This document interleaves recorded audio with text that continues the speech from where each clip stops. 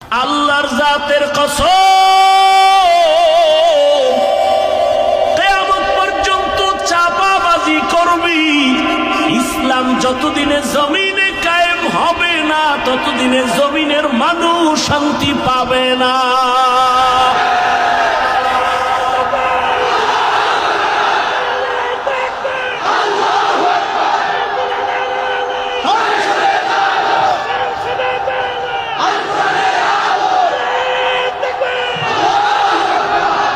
ইসলামী রাজনীতি পাক, সব রাজনীতি নাপাক।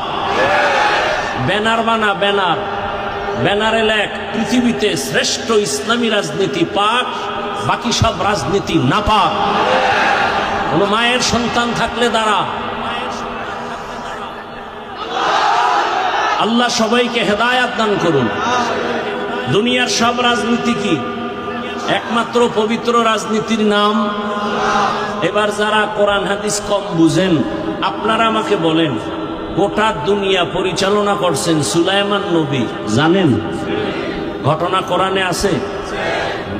মিশরের অর্থমন্ত্রী ছিলেন ইউসুফ নবী, ঘটনা জানেন? কোরআনে আছে। গোটা দুনিয়াটা পরিচালনা করছেন বাদশাহ জুলকারনাইন, কোরআনে ঘটনা আছে। আমার রসুল মদিনার রাষ্ট্র পরিচালনা করেছেন, এই ইতিহাস ইসলামে আছে।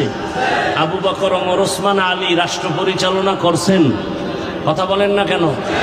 ইসলামে আছে। কেন বলেন রাজনীতি নেই? একটা মূলনীতি বলে যাই, খেয়াল করে শুনেন। একটা এখানে বহু লোক নামাজ পড়ে না, নাই? ভালো করে মনে রাখবেন, যে নামাজ পড়ে না তাকে গালি দেওয়া যাবে না। কেন? তার অন্তরে আগ্রহ আছে, সুযোগ পেলে পড়বে। আর একটা ব্যক্তি নামাজ পছন্দ করে না, তাকে ছাড় দেওয়া যাবে না। যে নামাজ পড়ে না সে মুমিন, যে নামাজ পছন্দ করে না সে বেঈমান। ব্যবধান আছে না নাই? দোনোজনেই কিন্তু বেনামাজি। একজন মুমিন আর একজন। কে মুমিন? যে নামাজ পড়ে না কিন্তু অন্তরে কি আছে? আগ্রহ আছে। আর একজন নামাজ পড়ে না ঠিক, অন্তরে কোনো আগ্রহ নাই, বিরোধিতা করে।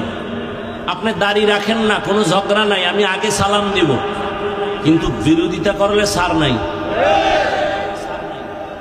দাড়ি রাখে না মুমিন, বিরোধিতা যে করে সে বেঈমান।